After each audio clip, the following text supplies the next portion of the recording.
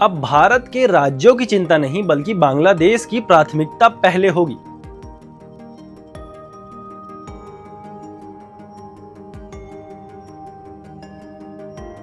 जी हां, बांग्लादेश की राजनीति में बड़ा बदलाव होने जा रहा है और कुछ ही देर में तारिक रहमान बांग्लादेश के प्रधानमंत्री के पद के लिए शपथ लेने वाले हैं। लेकिन शपथ से पहले उनके सलाहकार हुमायूं कबीर ने ऐसा एक बयान दिया है जिससे भारत बांग्लादेश के जो रिश्ते हैं उसमें बहुत बड़ी बहस छिड़ गई है।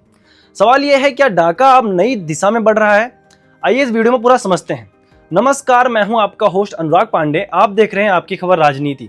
हुमायूं कबीर ने साफ कहा है कि 1996 का गंगा जल संधि था, उसको रेवेन्यू करने के लिए फैसला सिर्फ बांग्लादेश के राष्ट्रीय हितों के आधार पर लिया जाएगा। यानी अब भारत के राज्यों की चिंता नहीं होगी, बांग्लादेश की प्राथमिकता पहले होगी। ये बयान सिर्फ एक डिप्लोमेटिक लाइन नहीं बल्कि एक सख्त राजनीतिक संकेत बनता जा रहा है।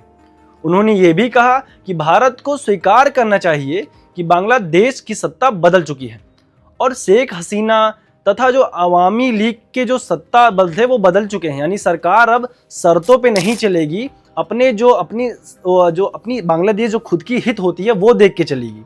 ये बयान सीधे तौर पर भारतीय राजनीति पर तंज कसता है और यह बयान इसकी वजह भी साफ एक बात है कि जो बांग्लादेश चाहता है भारत के साथ रिश्ते तो अच्छे हों, पर पहले बांग्लादेश की हित देखने के बाद किसी और देश, किसी और राज्य के बारे में सोचा जाएगा। और अब बड़ा सवाल एक और आता है, क्या नई सरकार बांग्लादेश से दूरी बनाना चाहती है? सिर्फ मजबूती बातचीत कर रही है, राजनीतिक में जल नहीं आ रहे हैं। और जो जल संधि, जो नया संधि आया है, इससे सुरक्षा, व्यापार और क्षेत्रीय राजनीति के मुद्दे इससे तेज होने चाहिए थे, पर इससे भारत बांग्लादेश के रिश्ते खराब हो रहे हैं। सत्ता बदलने के साथ बयान भी बदल रहे हैं और अंजाम भी बदल गया है, लेकिन इससे जमीनी रिश्ते बदलेंगे या फिर राजनीति संकेत के लिए कुछ और होगा, पूरे खबर में आपको बताते हैं।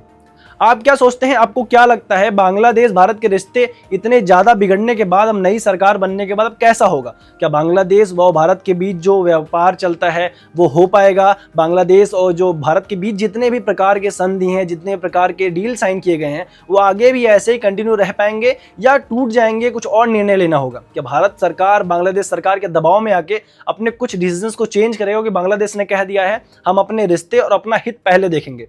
तो आप अपनी राय जो भी है अपने कमेंट में जरूर बताइएगा। नमस्कार।